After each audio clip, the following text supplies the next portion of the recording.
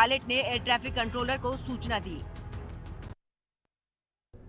और साइप्रस का सर्वोच्च सम्मान grand cross of the order of Makarios 3 से सम्मानित। अब तक 21 देश कर चुके हैं सम्मानित। प्रधानमंत्री नरेंद्र मोदी ने स्टेटमेंट भी दिया, बयान भी दिया। साइप्रस सरकार का हृदय से आभार व्यक्त करता हूं। ये 140 करोड़ भारतीयों का सम्मान है। ये उनकी क्षमताओं और आकांक्षाओं का सम्मान है। ये वसुदेव कुटुंबकम की विचारधारा का सम्मान है। तो सम्मानित होने के बाद प्रधानमंत्री नरेंद्र मोदी ने स्टेटमेंट भी दिया। उन्होंने सरकार का हृदय से आभार जाहिर किया है और साथ साथ कहा है कि ये सम्मान सिर्फ भारत के प्रधानमंत्री नरेंद्र मोदी का नहीं है, ये सम्मान देश की यानी कि भारत की 140 करोड़ आबादी का सम्मान है।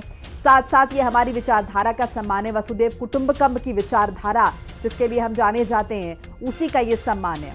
तो प्रधानमंत्री नरेंद्र मोदी को अब तक 21 देश सम्मानित कर चुके हैं और हाल ही में प्रधानमंत्री नरेंद्र मोदी कनाडा की यात्रा पर गए हैं, कनाडा में मौजूद हैं। यहाँ की सरकार का उन्होंने हृदय से आभार भी व्यक्त किया क्योंकि उन्हें सम्मानित किया गया है वहां पर।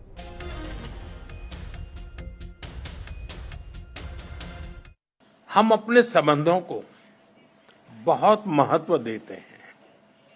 लोकतंत्र और रूल ऑफ लॉ जैसे मूल्यों में साझा विश्वास हमारी साझेदारी के मजबूत आधार है।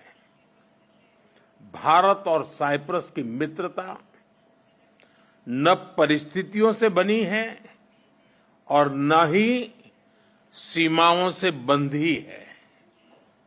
ये समय की कसौटी पर बार बार परखी गई है और समय के हर दौर में हमने सहयोग, सम्मान और समर्थन इस भावनाओं को जीवंत रखा है।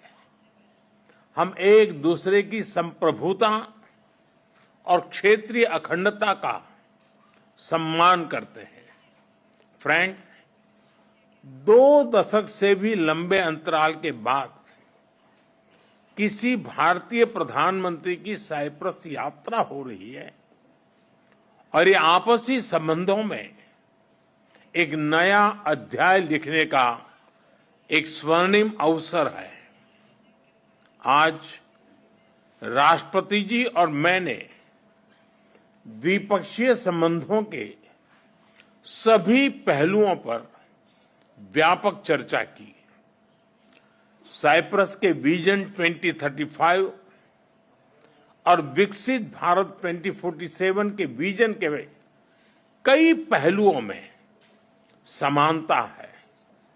इसलिए हम साथ मिलकर भविष्य को आकार देंगे। वीएन को समकालीन बनाने के लिए जरूरी रिफॉर्म्स को लेकर हमारे विचारों में समानता है। साइप्रस द्वारा सिक्योरिटी काउंसिल में भारत की स्थायी सदस्यता का समर्थन करने के लिए हम आपके आभारी हैं। पश्चिम एशिया और यूरोप में चल रहे कॉन्फ्लिक्ट को लेकर हम दोनों ने चिंता व्यक्त की है। इनका नकारात्मक प्रभाव केवल उस क्षेत्र तक सीमित नहीं है। हम दोनों मानते हैं कि यह युद्ध का युग नहीं है। संवाद से समाधान और स्थिरता की बहाली ये मानवता की पुकार है।